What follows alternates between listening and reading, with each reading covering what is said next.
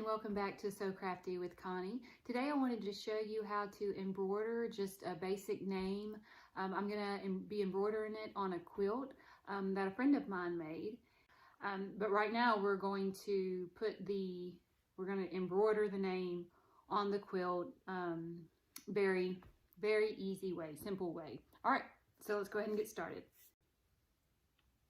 Okay, this is the quilt that I'm going to be working on, and I'm going to put the name right here, basically over these 6 squares. And so what you want to do is we want to get the hoop that goes with your embroidery machine. This is mine. I have a Bernina Deco embroidery machine that I bought back in like 2008. And so it does a really great job. And so I'm going to, you also need some stabilizer. This is just plain regular stabilizer. You can get this at any kind of sewing store. I actually got this at an estate sale, I believe. I love going there to those estate sales and garage sales. You can get all sorts of sewing. So now we want to put the fabric on the hoop that we're going to embroider on. Now, she has already sandwiched this quilt together, so I don't want to undo all her pinning that she's done here. And also, I would prefer not to show the back, the embroidery on the back of her quilt. So what I'm going to do is I just unpinned a little section here, and I'm going to pull this piece up, and I'm going to lay it underneath and try to feel with my hands where the hoop is over where I want to embroider. Now, you know, if you do the embroider on the whole entire quilt, then the back is going to show through on this part, and I'll show you what I mean after I get through with this. Now, next you want to take your piece of stabilizer and just lay it on top of the hoop, and then pull your fabric over that. Okay, now you're going to pop your hoop into your bottom hoop. Okay, now it should be nice, tight, and secure, and you want to make sure that it's straight. If it looks a little crooked, then just pop one end up, push it down some, and then pop it back in, just like that. Now, I'm a pretty good eyeballer. If you're not a very good eyeballer, I would suggest measuring what have you, just to make sure that you have it straight. Okay, so now we're going to take it over to the embroidery machine and start embroidering it. Okay, this is my embroidery machine. It's a Bernina Burnett 340, the Deco. And it embroiders only, so it does not sew. So to get started, you want to thread your machine first. She told me she wanted blue thread, so we're just going to go ahead and thread that really quickly. And it threads just like a sewing machine. Pretty simple. And then I've already got a bobbin in there, so we're good with that. Okay, I've got my machine all threaded now. Now we're going to type in what we want to embroider. And the name is Abel, and it's A-B-E-L. And so the way I do that is, I have a little screen here. And so I'm going to adjust my hoop size. I have 2 different hoop sizes for this machine. I have a 4x4 and I have a 5x7. And so I'm going to go to edit and choose the 5x7 hoop that I have. I'm going to hit OK. And then I'm going to go up here and hit the ABC. And she just wants plain font since it's for a boy. And I'm going to hit large. This is the size of the font, L large, M medium, S for small. And then this indicator indicates whether you want it to go vertical or horizontal in the hoop. And I want mine to go vertical. So I'm just going to hit that right there to where the A and the B is highlighted. And now I'm going to type in his name. I'm going to do it in all caps. This button here is the cap or the lowercase. So I'm going to type his name, A-B-E-L. I'm going to hit OK. And now it shows me what it's going to look like in the hoop. Now, it's not in the center of the hoop, and I want it in the center. So I'm going to move it over to put it in the center. Now I'm going to hit this button here, and that makes it bigger. So I can only go up to 120%.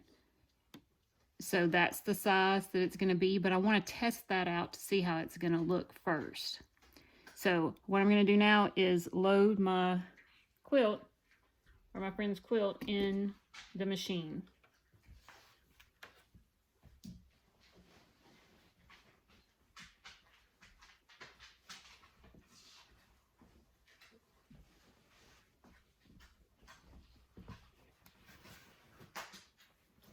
Okay, here's the back of the hoop, and these three little tongs here are going to go in the back here, the little arm that's sticking out right there. And then I will, once it's in there, I'm going to turn it to lock it in place.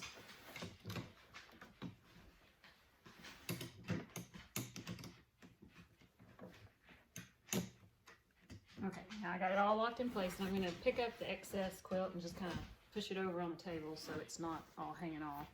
Now you want to make sure that your bottom two pieces are out from underneath. Okay, now let's see where it's actually going to embroider. Okay, and the way I'm going to do that is I'm going to trace it. And this button right here, the little squares with the arrows, that shows tracing, and that is going to trace it out on where it's going to be on my hoop. So let's see where it's going to be. So it's going to be there,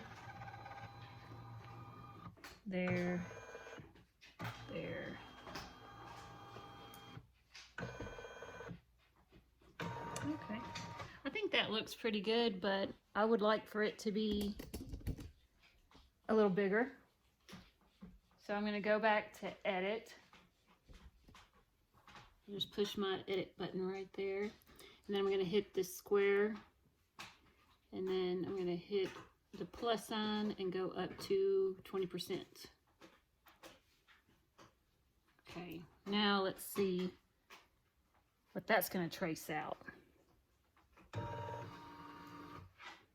So it's going to start there.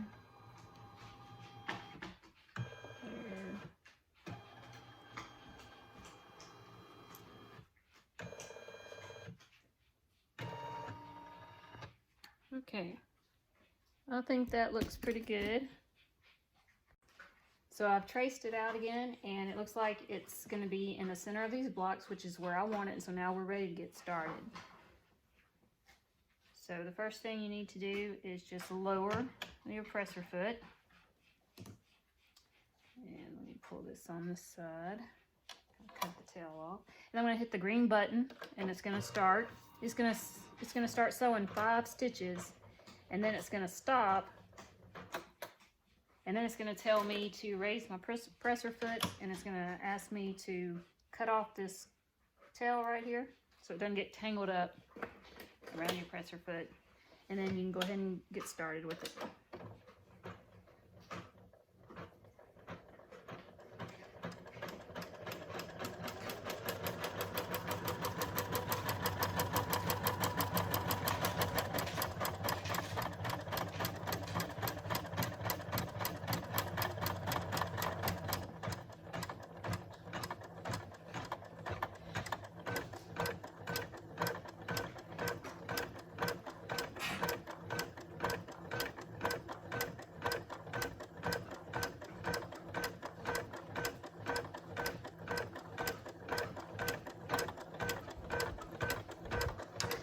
Okay, now right here it tells me how many minutes it has left. So it's going to take 18 minutes, and the size of it is 2 inches by 0.3 inches, and I'm only using one color.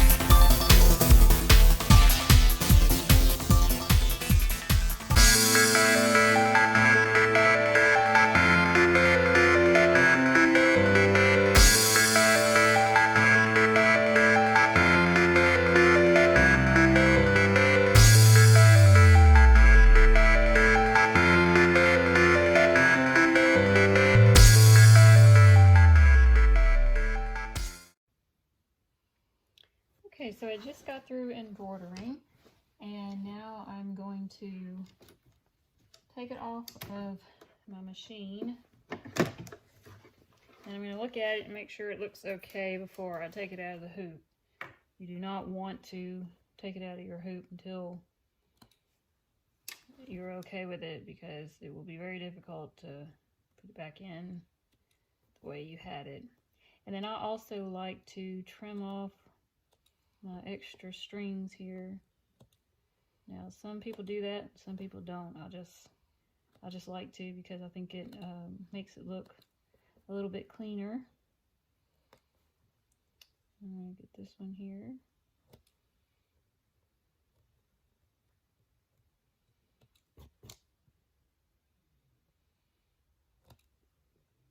Okay, all right. I think that looks good. Now I'm going to go ahead and take it out of my hoop. Just one more string. I'm just going to pop it out like that. And then I'm going to trim off this excess stabilizer, just because I'd rather not have like the extra bulk, and just in case you can feel it underneath.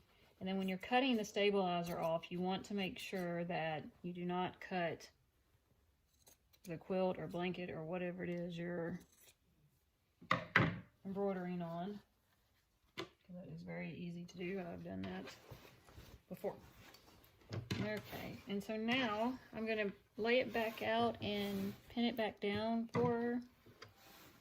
And then so that's what it looks like. And notice that it is not on the back, the backing, because I just embroidered on the front or the quilt top.